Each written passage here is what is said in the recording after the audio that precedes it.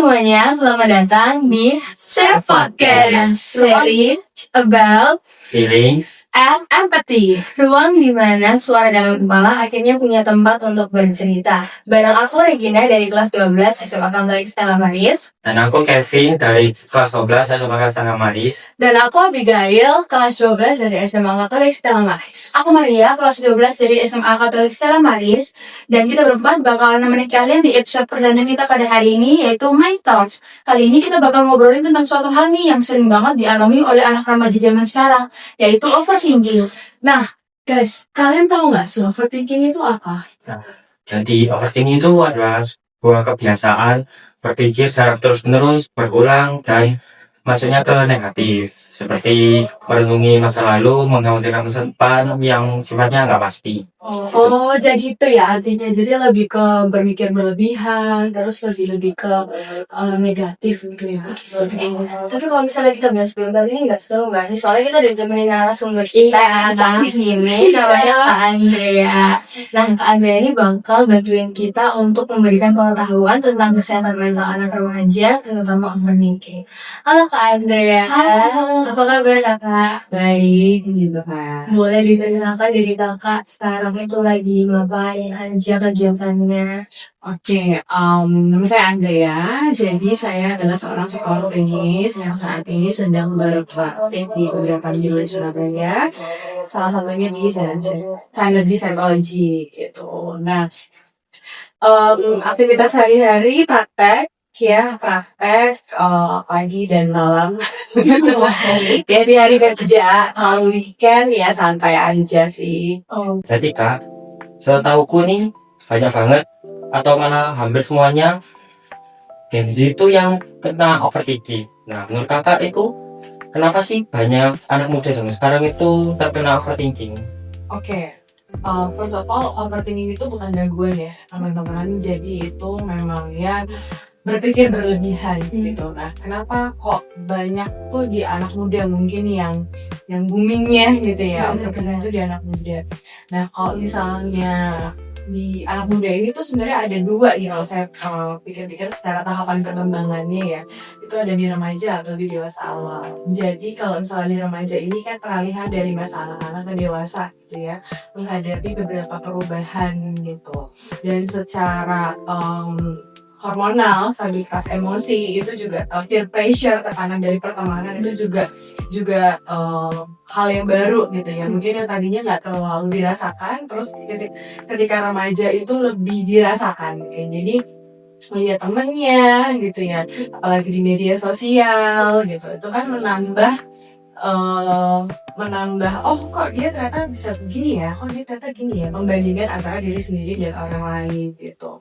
Dan kalau misalnya di dewasa awal mungkin usia 17 tahun, ya 18 tahun itu kan peralihan dari remaja ke dewasa. Nah ini juga menghadapi hal yang baru lagi gitu, dan tantangannya juga lebih lebih besar lah ya bisa dibilang, karena kan dari sekolah ke kuliah gitu ya, cara pertemanannya berbeda, cara belajarnya berbeda, terus ada pikiran tentang masa depan juga gitu ya, mulai berpikir setelah kuliah tuh aku mau ngapain, terus mungkin setelah SMA aku mau ngapain gitu ya, aku mau lanjut kuliah atau mungkin aku mau langsung kerja aja kan sudah bisa gitu. Jadi kenapa kok di usia segitu, sebenarnya sih di rentang usia atasnya juga ada pasti overthinking yang mungkin ada, cuman kenapa kalau di usia ini di tahapan perkembangan ini yang mungkin booming banget gitu ya, karena menghadapi berbagai tantangan dalam kehidupan gitu yang mungkin sebelumnya nggak pernah dilalui gitu, dan hal yang baru dan signifikan nih gitu perubahan-perubahannya gitu. Jadi overthinking itu nggak harus cuma seumuran kita gitu ya Kak? Iya. Kalau pemuda juga ya? Ya, sampai nanti tua pun bisa overthinking. Ya, tidak menutup hatinya. Jadi overthinking itu di semua usia tuh bisa terjadi gitu. Kalau tua gitu biasanya overthinking tentang apa ya? Nah, kalau misalnya dewasa ya banyak ya, kan tantangan kehidupan itu kan selalu ada ya, ya pernikahan, nanti punya anak, terus pekerjaan, itu kan juga bisa memicu overthinking gitu loh. Kalau misalnya mungkin tekanannya lagi banyak, terus mungkin regulasinya juga kurang gitu. Kan berarti buat semua hal itu juga nggak menutup kemungkinan buat kita nggak pikirin gitu kan, pasti ada aja yang bikin kita harus mikir. Kita tuh pasti sering nggak kalau misalnya mikir dan kita ngerasa kalau kita ini mikirnya logis kok, wajar kok kalau kita mikir sama ini, tapi kita nggak sadar kalau ternyata kita tuh capek sendiri. Jadi gimana ya Kak caranya kita bedain kalau itu tuh udah overthinking atau kita tuh cuma mikir realistis aja kayak gitu. Oke, kalau misalnya berpikir yang dalam batas wajar, itu kan hal-hal yang memang tujuannya apa, terus kita mencari solusi lah ya, gitu. Nggak daydreaming ya, nggak yang berpikir nanti skenario terburuknya apa. Berpikir tentang itu, tapi maksudnya ada hal yang kita bisa lakukan, kita bisa menemukan solusinya gitu dari apa yang kita pikirkan.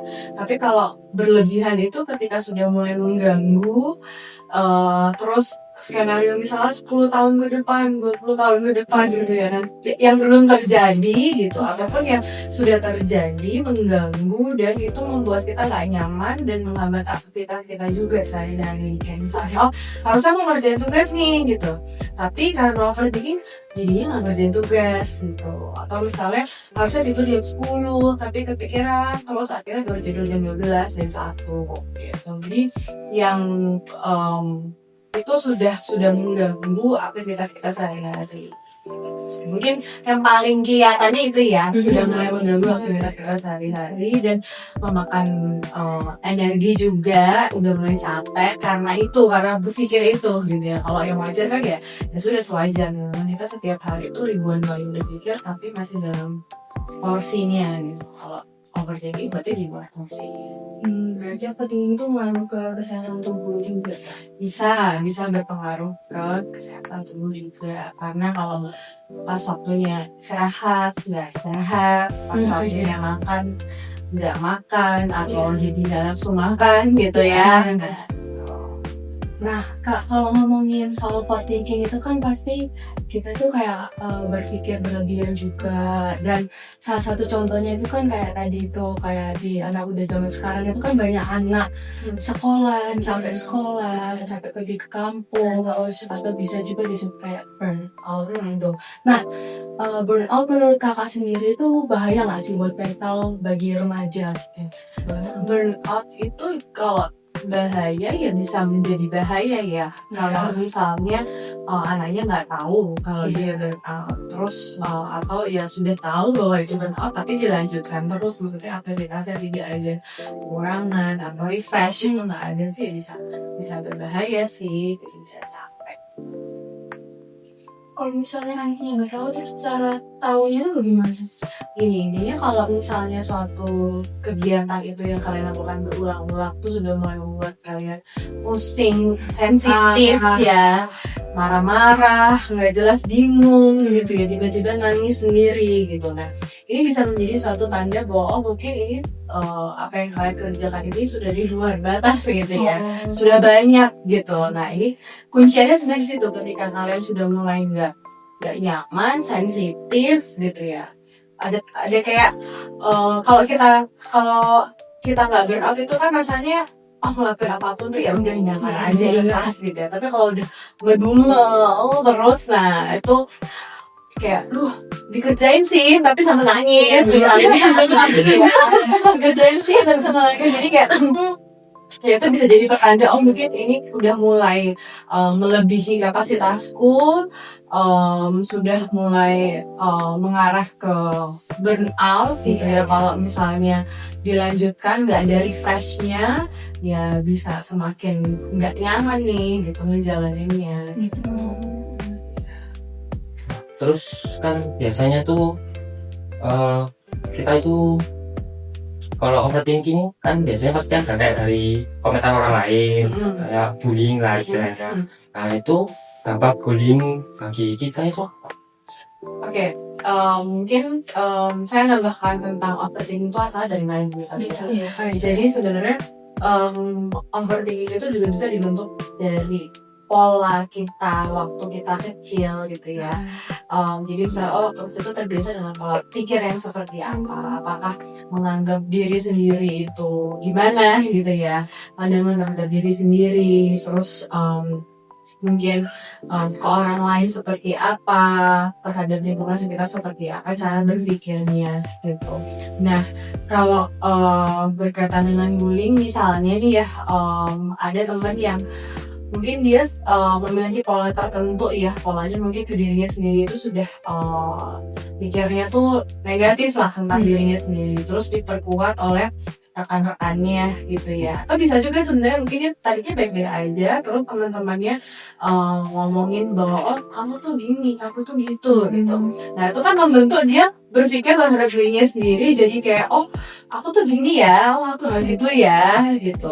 Dan ketika sudah mulai tertanam nih gitu ya, tertanam nih bahwa aku tuh begini, aku tuh begitu seperti yang kata orang gitu, itu juga jadinya malah rasa apa ya, sayang terhadap diri sendiri, pandangan terhadap diri sendirinya kan jadi negatif.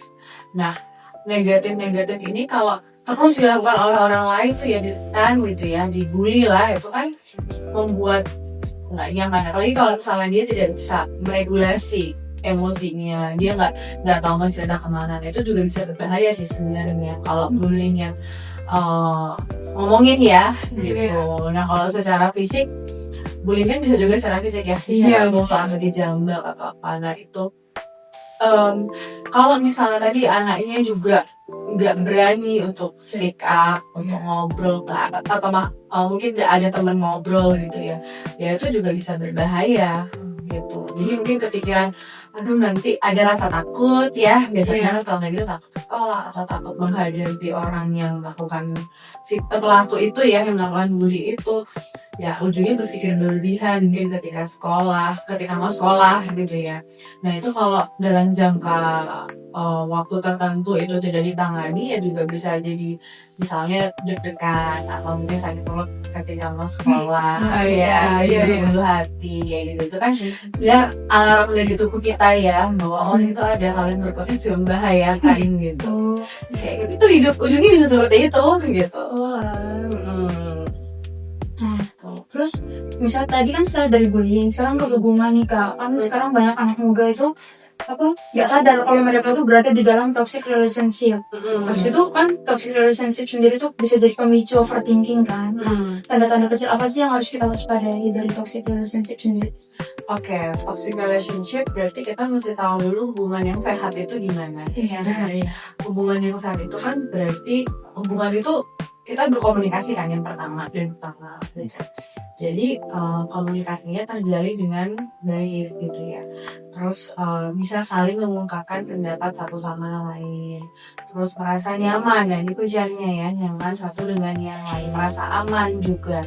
Nah di mana hubungan itu dikatakan toksik ketika mungkin ya komunikasinya tidak berjalan dengan baik gitu ya, mungkin satu arah ya, mungkin yang satu tidak bisa menyampaikan pendapatnya, atau mungkin kita yang nggak bisa menyampaikan pendapatnya karena mungkin mendapatkan respon yang kurang menyenangkan, dan itu terjadi terus menerus gitu. Terus bisa jadi juga dari tanda-tandanya toxic relationship, pertama-tama kita mesti tahu dulu ya relasi yang baik itu gimana, yang nggak toxic itu gimana. Jadi yang pertama, relasi itu kan dari komunikasi ya kuncinya gitu. Jadi komunikasi yang baik gitu ya, bisa ngobrol, diskusi dengan baik. Terus yang kedua, nyaman menjadi diri sendiri, merasa aman juga. Nah kalau misalnya mungkin toksiknya itu ketika komunikasinya tidak berjalan dengan baik, hanya nggak berani menyampaikan pendapat, takut, ada rasa takut untuk menyampaikan pendapat, atau mungkin tidak bisa mendengarkan pendapat ataupun kritik gitu ya. Jadi ketika diberikan kritik, rasanya pengen dibalas aja terus gitu ya. Terus habis itu merasa nggak nyaman ya, merasa kalau misalnya mau ketemu orang ini kok aku deg-degan gitu ya, kok aku kayak gelisah, takut salah ngomong, takut apa, terus nggak merasa aman dari dia jatuhnya gitu. Jadi ciri-cirinya sebenarnya yang paling gampang itu kita nggak bisa jadi diri kita sendiri sih. Kita harus jadi orang lain. Dari cara komunikasinya mungkin kita jadi harus lebih berhati-hati, terus ada rasa takut, ada rasa gelisah gitu ya. Itu sebenarnya pertanda awalan yang mungkin perlu diwaspadai kan di awal gitu. Kayak, oh kenapa ya kalau misalnya ketemu sama dia aku udah nggak happy, tapi aku malah merasakan gelisah gitu, gelisah dan takut ya, takut apa gitu ya, dan nggak bisa jadi diri sendiri, harus jadi orang lain gitu. Berarti kalau misalnya nih kita ngerasa gelisah ketemu orang, kan banyak nih kalau misalnya kita cerita ke orang lain kayak aku loh kok ketemu dia takut ya gitu. Terus mungkin pasti ada yang bilang kok nggak apa-apa deh emang cara ngomongnya kayak gitu, yang aja yang baik. Itu gimana ya Pak? Oke, gini, kalau toxic relationship tadi itu kan konteksnya dalam relasi romantis ya. Dalam relasi romantis kita pacaran gitu ya, terus kita merasa nggak nyaman dan mungkin terlebih kalau ada kekerasan secara fisik maupun verbal gitu.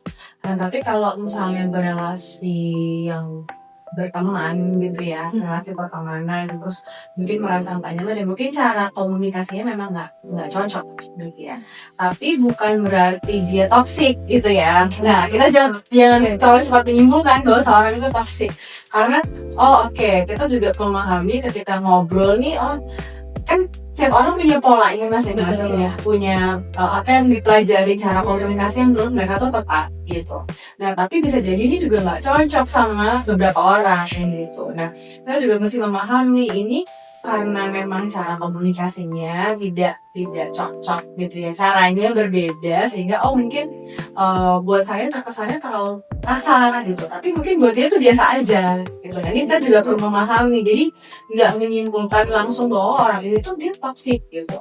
Jadi memahami dulu, sebenarnya dia ini memang cara ngomongnya kayak gitu kah gitu. Kalau cara ngomongnya seperti itu ya mungkin kalau membuat kita nggak nyaman, kita bisa nyampaikan bahwa ini menyakiti hati saya loh, ini membuat saya nggak nyaman. Itu nggak apa gitu ya disampaikan gitu. Barangkali yang bersangkutan mau untuk memperbaiki cara atau menyesuaikan ya cara komunikasinya dengan lawan bicara. Karena sebenarnya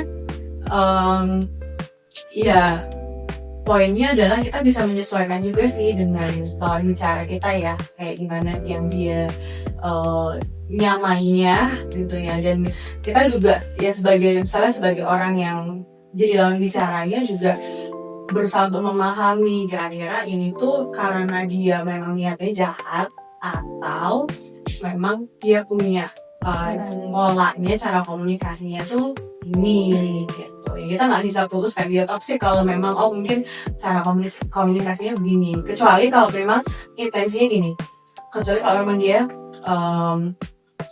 dia tuh emang nyindir gitu ya, dia tuh jelek banget ya, dia kurang banget, itu kan beda ya. Itu bukan menyampaikan tapi dia memang mau nyindir aja gitu, atau mau ngelakuin aja, itu kan berbeda gitu. Nah kalau kayak gitu mungkin ya itu bukan hal yang bisa dibenarkan ya. Kalau kayak gitu mau cara ngomongnya kayak apa ya, tapi itu bukan hal yang bisa dibenarkan. Berarti kalau misalnya kita udah nyampein ke dia, aku nggak enak dengan cara mau nyampein ke aku kayak gitu. Nanti kalau misalnya dia nggak mau berubah, berarti itu udah termasuk toxic relationship.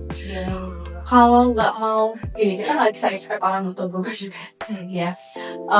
Kalau memang dari yang bersangkutan mungkin merasa ya aku bukan, ya memang mungkin dia sudah mengusahakan tapi tetap nggak bisa nyampe, karena kita juga nggak bisa expect orang akan benar-benar sesuai dengan yang sesuai ekspektasi kita ya gitu. Jadi kita juga melihat dia berusaha nggak sih memperbaiki cara berbicaranya, dan belum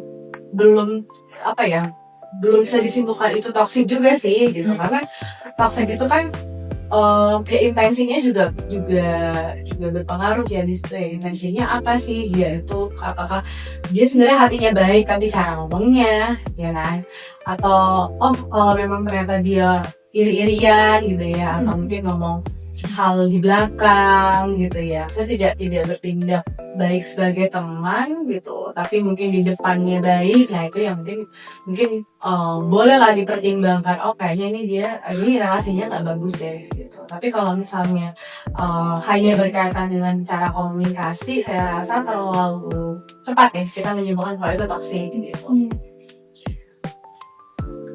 Nah, Kak, kalau untuk overthinking itu kan kadang kita udah nyusun rencana sebaik mungkin, tapi kan ada beberapa yang pasti ada yang telah direalisasikan, ada yang tidak direalisasikan. Nah, pasti kita itu kan ngerasa kecewa, kepikiran. Nah, itu kakak ada tips gak sih atau cara agar kita itu tetap semangat, nggak terbawa overthinking gitu? Ada nggak sih, Kak? Oke, ini berkaitan dengan planning ya. Kalau kita sudah memplani sesuatu, ya, jadi susah gampang ya. Karena kita pasti punya harapan bahwa planning ini bisa berjalan dengan baik gitu. Tapi kita juga perlu sebenarnya menyisihkan ruang untuk hal yang tidak bisa dikendalikan, gitu. Karena terkadang yang membuat kita pada akhirnya jatuh itu adalah kita berusaha mengontrol semuanya.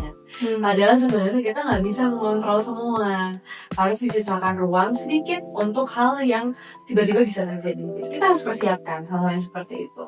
Supaya apa? Supaya nanti ketika misalnya tidak berjalan sesuai dengan rencana atau berbeda sedikit gitu ya, itu nggak jatuh gitu, nggak jadi gitu, nggak jadi berdampaknya signifikan, itu enggak gitu. Jadi sebenarnya menyisakan ruang untuk hal-hal yang kita nggak bisa kontrol, hal-hal yang di luar ekspektasi, ya sudah itu biarkan aja. Kalau misalnya ada satu ruang ini ternyata nggak berjalan benar-benar sesuai dengan rencana kita, ya sudah anggap itu sebagai suatu pelajaran. Sebenarnya itu cara pandang sih ya, POV ya, gimana ya, melihat dari kacamata yang lain bahwa kita berusaha itu sesuai dengan rencana. Tapi kalau misalnya tidak terjadi, kita punya uang ini gitu untuk uang belajar, untuk uang evaluasi gitu. Itu sih mungkin di situ. Karena sebenarnya gini, adakah hal yang terjadi benar-benar sesuai dengan apa yang kita pikirkan? Sebenarnya nggak ada. Iya. Yang benar-benar ini akan seperti ini kan nggak ada. Iya.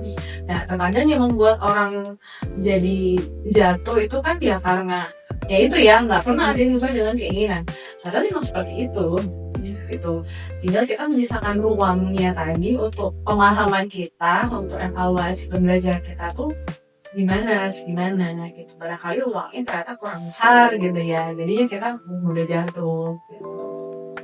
Mungkin dari kita ini pertanyaan terakhir, mungkin kakak bisa kasih pesan buat teman-teman di luar sana yang sedang berjuang melawan overthinking. Oke. Gini, gak mungkin kita nggak overthinking, pasti ada at some point kita overthinking ya teman-teman. Dan it's okay. Kita kadang beroverthinking tuh nggak apa-apa. Tapi kalau misalnya sudah terus menerus, nah ini teman-teman perlu evaluasi. Kita coba merenungkan ya, kira-kira sebenarnya ketika overthinking itu yang dipikirkan tuh apa sih gitu. Nah ini nih yang mungkin perlu diselesaikan sebenarnya. Misalnya ujungnya kemana gitu, pemikiran itu ujungnya kemana. Nah berarti kan itu yang perlu diselesaikan. Apa yang bisa kita lakukan gitu. Karena kalau misalnya berpikir terus ya tanpa ada penyelesaian, tanpa kita mencoba mencari solusinya apa gitu, ya akan ya sudah gitu ya. Tapi coba apa sih yang bisa kita lakukan kalau memang itu membuat kita gelisah ya. Itu apa sih yang kita bisa lakukan untuk membuat kondisi ini misalnya menjadi lebih baik gitu. Apa sih gitu. Karena terkadang yang membuat terus menerus ya karena kita tidak berusaha untuk mencari solusinya, tapi hanya memikirkan itu saja gitu. Dan ini kalau ada pikiran tertentu gitu ya, kadang kita tuh berusaha nolak ya. Enggak gitu. Jadi sebenarnya bukan ditolak, tapi justru diterima. Kalau misalnya aku tuh ada pikiran tentang habis SMA aku mau ngapain, aku ada tujuan saat tentang itu. Semakin kita tolak, semakin dia ada. Jadi ini lucunya begitu. Jadi semakin kita tolak, semakin kita udah nggak usah lah dipikirin gitu. Kita harus mengakui juga bahwa ada pikiran seperti ini. Tapi sekarang fokusnya bukan mikirin itu, tapi fokusnya sekarang ke apa yang perlu dikerjakan. Jadi nggak menolak, menerima ada pikiran itu, tapi kita memilih untuk melihat pikiran yang lain. Karena dalam sehari itu kan kita bisa mikir ribuan kali. Iya. Ya, kalau ditolak semua nggak mungkin. Ya, jadi kayak awan gitu ya, awan.